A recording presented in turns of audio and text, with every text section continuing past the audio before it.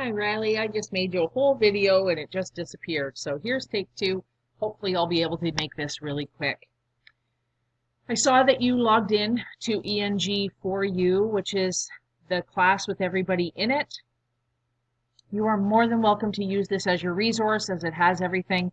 I just wanted to point out that I invited you and you have accepted your request into ENG4U ALT.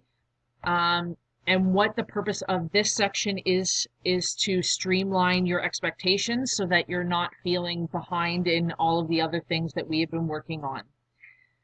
I wanted to make sure that you felt that you could make your way back into class and know specifically what you're working on. So the very first thing that I would like you to engage with, whether it's in the other section with the rest of the class or this one, is spaces between stars. In this assignment and in the stream, you have all of the resources you need, and you can also look to the other class, the one that you were first enrolled in, ENG4U, in order to find any other resources that you might need. Your job this week is to start examining how to annotate work so that you can annotate and make meaning of a short story, The Spaces Between Stars. The purpose of reading this and analyzing it using annotations is to eventually organize and write a response to literature where we piece together the theme, the key idea, and the literary devices that support meaning. How do we know that that is the purpose and meaning of the story?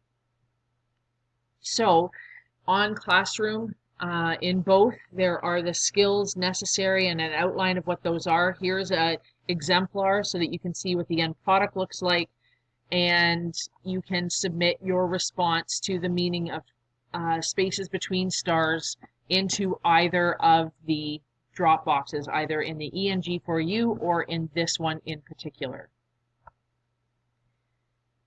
When you have completed that and realizing that we are going to only have next week in order to get these 3 assignments done, the next one, once you've done Spaces Between Stars response, is that you're going to move on to Touching Bottom. So you're going to read the story Touching Bottom. It's in your textbook.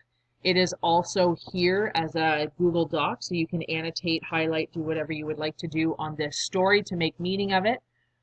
The extra part is that we're adding in feminist theory. So here is a video of me talking through what feminist theory is and how it relates to literature. Here is the slideshow. Here's another example of a literary response and the success criteria attached to it. So you need to read the story, annotate for meaning, then apply literary or feminist theory to understand how a feminist would examine this story, and submit your response to Google Classroom. The last thing that I would like you to work on within this next week is reading The Kite Runner. This is a big ask. I hope that you have started. If you haven't, I would spend your afternoons reading Kite Runner.